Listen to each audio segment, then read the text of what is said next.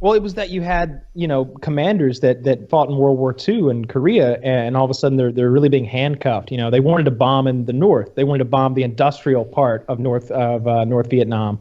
They wanted to bomb where their leaders were, and they weren't doing that. They're just bombing a bunch of poor people on the Ho Chi Minh Trail. Like you hear the Ho Chi Minh Trail, and I think maybe some people think that was a road or like a double highway. Like it's literally like a trail through the woods that we're dropping like tens of millions in ordnance on every day, and like trying to deforest jungles to stop. Like we were just really handcuffed there. That was a shitty war. 50,000 dead Americans, and we killed a lot more Vietnamese.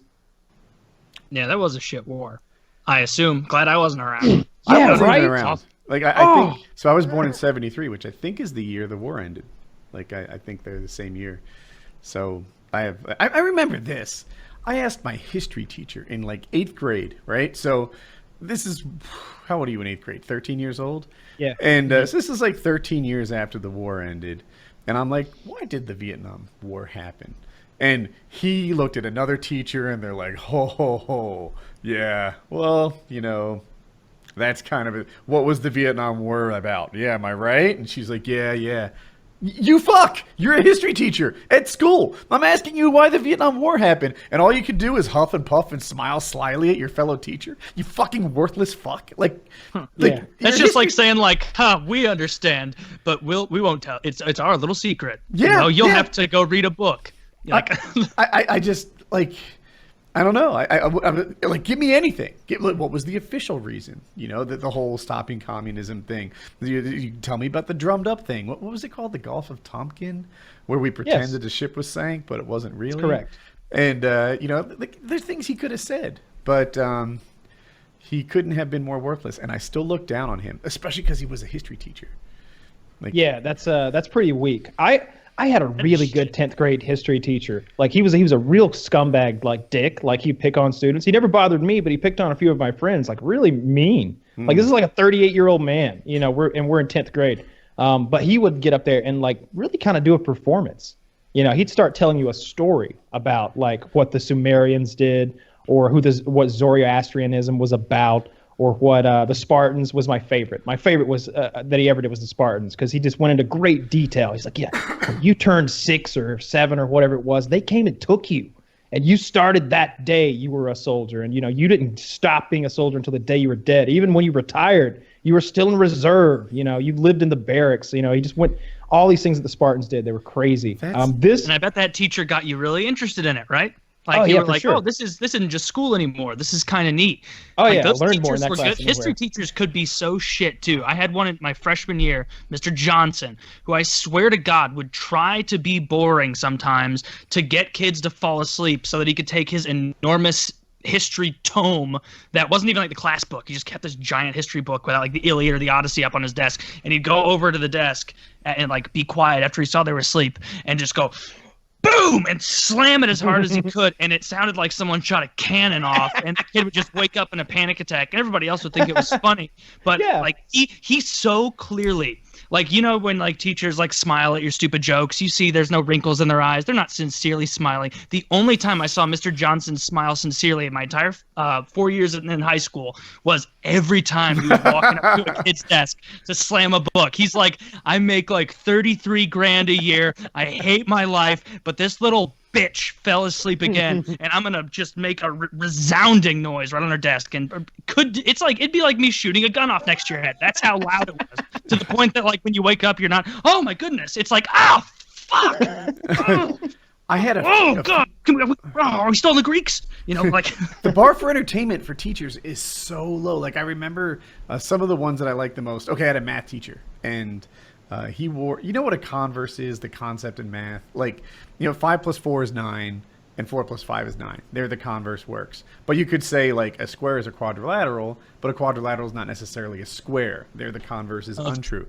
Right. So, the day that he called us Converse, he wore Chuck Taylors. Like, he had a teacher with Converse like Chucks on, and we were all like, oh my god, this is the greatest thing. Like he actually wore sneakers as a teacher for Converse Day. Like we were all very excited. People would talk about it like, dude, when you get to 5th period, you're gonna see he's got sneakers on. And he also he would teach us like shucks, it's been so long, but like we'd take a cube and pour water in it, and then a sphere of equivalent dimensions wouldn't hold all the water because a sphere holds less volume than a cube does. So when he poured the cube water into the sphere, it would leak and they'd get water on the ground. And we were all blown away at what a maverick this guy was to have spilled water on the ground. And it was just, that's how low the bar that's is. Terrible. You had a. I just don't know what to think about your so... learning experiences because on one hand, I hear about fencing and archery and stuff, and I'm like, fuck, I wish we'd had archery. Like I was doing that at, like I was doing that at home, like, and nobody else was doing archery. Like I loved that shit. I would have loved that, but then I feel like we had more entertaining teachers. I definitely remember like 8th grade science when he did the thing where the atmospheric pressure test, where you take like a Coke can with a little water in the bottom and hold it with tongs over a flame until you've got a low pressure system inside the can, and then quickly you flip it upside down into a vessel of water, and then the air pressure around us that's like 10 or 12 psi just destroys the can, crushes it flat as a bug. Like that was, I like stuff like that. We did lots of those. Neat. Like we'd start little fires. I remember I had a teacher who put sodium in water, but she wasn't very good at it, and it was a bummer because when I got to class, the ceiling was already damaged from an overdose of sodium. People don't know you put sodium in water. The first hour had a lot of fun that day. The first period. And I want to say she even singed her hair, right? So we get there and like she's fucked up and the ceiling is fucked up and she's just putting in little like penny-sized pieces of sodium. She must have dumped a handful of it earlier in the period and blew everything the heck up earlier in the day. In my chemistry class, which is 10th grade, this is the same. I think I've told that like a different story about this class before, where this annoying chick that sat next to me would always leave her hair on my side of the desk when she'd sleep, and so I colored a streak of red Sharpie in her hair. She was so upset. A lot of the girls in that class got mad at me, but everybody else thought it was hilarious. But we can come back to that another time. But in this class also. It was a young teacher, and he was like in the chemistry mind of like, I'm Walter White. Like chemistry's the shit. It's so much fun. I'm going to make everybody enjoy it. He was a nice guy. Like he was clearly passionate about it. And there was this one girl who was a different girl than this one who was always late to our class, always late.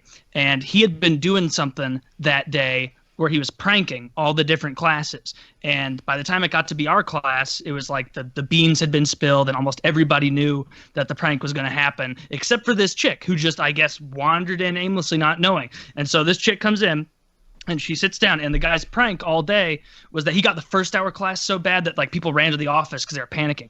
He turned off the lights and he filled up a beaker with like Powerade and then something else to make it totally not bioluminescent because it wasn't like alive, but it was just luminescent. And he was like, and he made a big scene of like, all right, I really shouldn't be doing this many times, but it's not fair for me to do it for the other classes if you don't get to see it as well.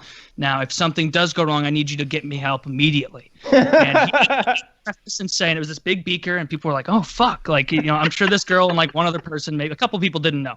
And he just goes like, like those hot dog eaters, like just preparing. And then he upends the whole thing, plugs it down. You're in the dark, and so you just see like almost the blue light like shining through his cheeks, and it looks very intense. And then he finishes it, and he puts the beaker down like shaky-handed. The beaker falls over on his desk. He's not concerned with the beaker. He's got his hands like this. He's got his eyes closed. And everybody's like, oh my God, what the fuck is this? And then he committed so fucking hard to this fall, I'm surprised he didn't hurt himself. He collapsed, like banged his arm off his like black science top like beaker desk, and then fell behind the counter.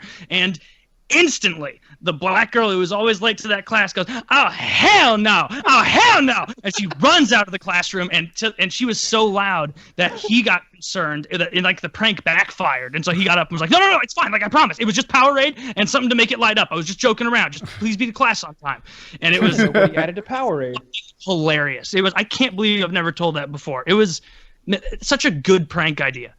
But I want to know what he added to the Powerade to make it luminesce, because I've looked into that before. That's difficult chemistry. Like I like those chemistry videos where they've got like a hot plate and like beakers, and they've got a chemistry set, and I like watching them create chemical compounds that they're going to use as like an ingredient for another thing they're doing. They're like, we could go buy some sodium benzoate, but wait, Look, I'm a chemist, so we made some. Yeah, And he we've got makes some chemicals sodium and to- some benzoid here already. whatever. You Whatever know, that I don't know. is, I don't know. Yeah. Push it together. Pretty much, they're stirring things together, heating them up to precise temperatures, and mixing them up and making chemical reactions. Those videos are fun to watch. Yeah, high school. When you really sit and think about it, a lot more funny shit happened than you remember. Because a lot of funny stuff happened. I think that at the time you'd be like, "Oh, I'm too cool for school. It's not that funny." But looking back, it's like some of those teachers did have some good jokes. Like they had some good shit every once in a while. Maybe I was just lucky in that way. But I don't know. anyway,